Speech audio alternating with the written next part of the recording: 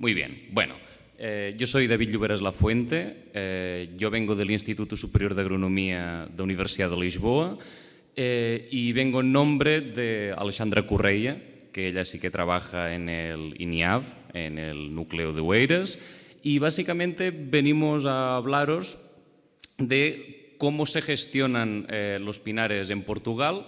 Hay algunos pinares que son puros, hay algunos pinares que son mixtos, como ya hemos visto en otros contextos, como por ejemplo en el contexto catalán. Y básicamente el objetivo es dar 4 pinceladas de cómo se gestiona el bosque al otro lado de la frontera.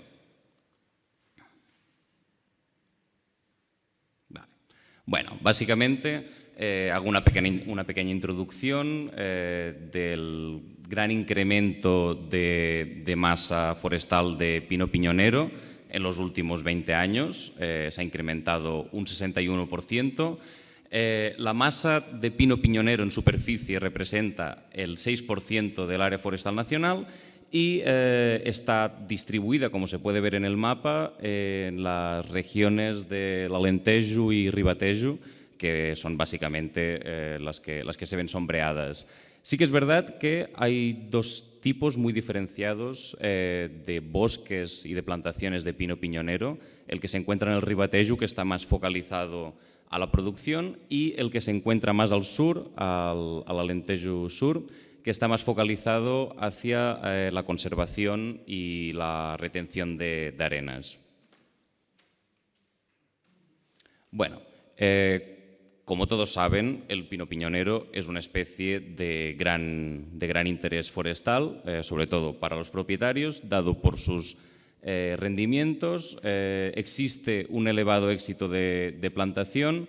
Es una especie que presenta una expectativa de rendimientos bastante superior a otras especies que puedan compartir nicho ecológico, como puede ser el alcornoque o el carrasco u otras especies también mediterráneas. Es decir, tenemos rendimientos, sobre todo si son injertados, como han explicado los colegas, muy temprano, a los 8-10 años ya empieza a producir, y después pues es una especie que es resistente, realmente se tiene que decir, y está adaptada a suelos pobres en los que otras especies pues no podrían vivir. A veces, con un trabajo con lo más simple, es con lo que se puede profundizar más, y en este caso tenemos una interpolación de los datos en la que se puede ver, bueno, antes de nada decir que son datos cogidos en el marco del proyecto Fertipinia, que tiene alrededor de 40 parcelas de monitorización permanente, de las cuales se han hecho inventarios del tamaño, las dimensiones de los árboles y de la producción anual durante un plazo de 5 años. Entonces, aquí básicamente tenemos en el eje vertical el diámetro de los árboles y en el eje horizontal la densidad de árboles, el número de árboles por hectárea.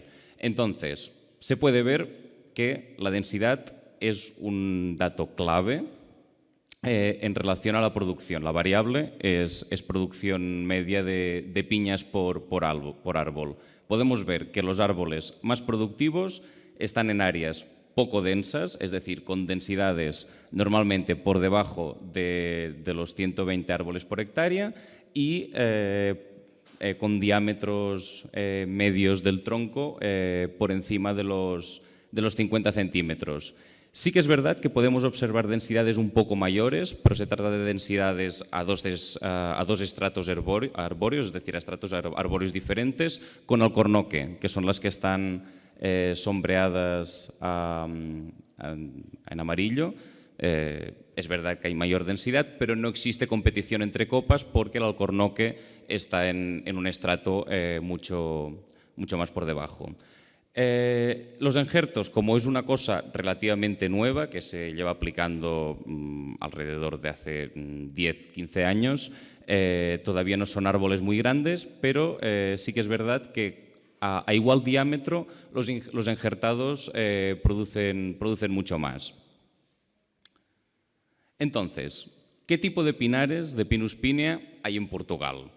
Pues hay diferentes ejemplos. Hay pinares de regeneración natural con ganado bovino, que parece casi un campo de golf, todo muy verde, muy bonito. Visualmente, ¿no? la dimensión cultural del paisaje queda muy bonito, pero sí que es verdad que presenta algunos problemas como compactación de suelos, ya que pues, el peso del ganado bovino es considerable. Tenemos otro ejemplo de regeneración natural con ganado ovino. Ya podemos ver que existe un sotobosque que ya no parece un campo de golf. Ya tenemos algunos arbustos, existe un sotobosque mucho más diverso, pero igualmente con mucha diferencia entre la altura de las copas y la altura del sotobosque.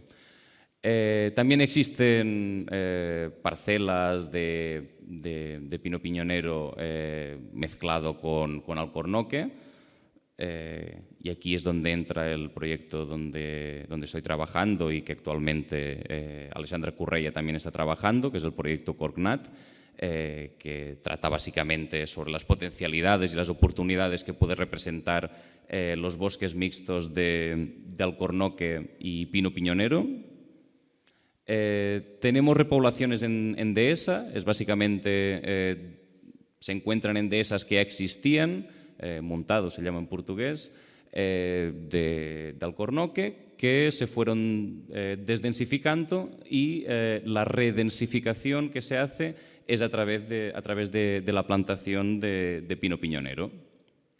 También existen plantaciones mixtas con alcornoque, muy diversas todas ellas, con compases también muy diversos, pueden ser 4x4, 6x6, aquí se ven dos ejemplos, también con un sotobosque muy variado. Es básicamente otro de los ejes de investigación del proyecto Corcnat, ver cómo pueden interactuar estas dos especies y ver hasta qué punto la sombra y la influencia que da el crecimiento rápido del pino piñonero puede ayudar a la repoblación del alcornoque, que muchas veces presenta altas mortalidades en las plantaciones. Después tenemos plantaciones no deseadas o no deseables en contextos de productividad, que son aquellas, como se puede ver en las imágenes, que tienen una densidad excesiva. No producen, pero pueden ser positivas para otras funciones que tienen los bosques de pino piñonero, que es la conservación. En este caso, para la conservación o protección. Para la fijación de arenas, para la protección de arenas, de dunas, de diferentes paisajes arenosos, y para la protección contra la desertificación, es decir, combatir transpiraciones muy elevadas, evaporaciones muy elevadas. Entonces, uno de los factores más importantes en la explotación forestal en Portugal de pino piñonero son los enjertos. Es una tecnología que, como ya han contado los compañeros, pues es muy positiva para la producción, ya que la avanza y la aumenta, ¿no? A través de esta selección esta selección genética de los individuos. Bueno, como he dicho, se anticipa la producción en 8-10 años, es decir, pasa de dar la primera producción a los 20, pues en este caso alrededor de los 10 años. Producciones muy elevadas, hasta los 1.000, 2.000 kilos por hectárea. Tasas de éxito, evidentemente depende del técnico, ¿no? Si es mejor o peor, pues si cogemos un buen técnico, tiene alrededor de un éxito del 80%. Existen 2 parques clonales con árboles genéticamente seleccionados, que son muy buenos, y el coste del injerto es relativamente económico, dados los beneficios que puede traer hacia el gestor forestal.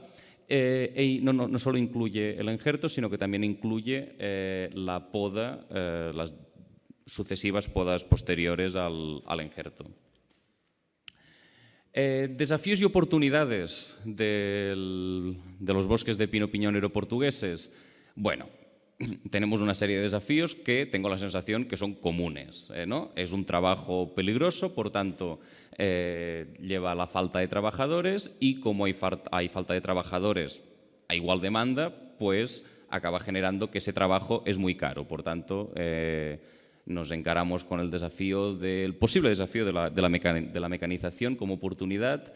Existen robos, es el pan de cada día en el campo portugués, robos, a pesar de que exista mucha fiscalización por parte de la GNR, que sería la Guardia Civil portuguesa, y como se ha podido ver a lo largo de la mañana, existe una pérdida de productividad, es algo común en toda la península ibérica y las posibles causas pues muy probablemente sean del cambio climático, como también han comentado el compañero de la Polo de la Vide. Entonces, oportunidades. Los enjertos es la gran oportunidad. También estos enjertos pueden llevar a la posibilidad de que el pino piñonero prospere en otras regiones del territorio que tradicionalmente no están asociadas a esta especie. También, y es básicamente en lo que consiste el proyecto Corcnat, que empezó el año pasado y se alargará 2 años más, es la mezcla con otras especies, concretamente con el Quercus-Suber, con el alcornoque, por las oportunidades que he dicho anteriormente que plantea. Y finalmente, pues la producción en sistemas agrosilvopastoriles, ¿no? Esta mezcla de usos que puede plantear el territorio, que puede ser muy positiva a diferentes niveles. Y finalmente, lo que estamos haciendo hoy, que es divulgar el conocimiento hacia los diferentes agentes territoriales y dialogar entre aquellos que nos dedicamos a investigar y pasamos todo el día rompiéndonos la cabeza con datos y haciendo trabajo de campo, poner en común los datos para ver cómo cada grupo de investigación trabaja y ver las diferentes oportunidades que se plantean. Muchas gracias. Ella es Alexandra Curreia, que es la que tendría que estar en mi lugar. Si tienen alguna duda, aquí tienen su correo. Gracias por su atención.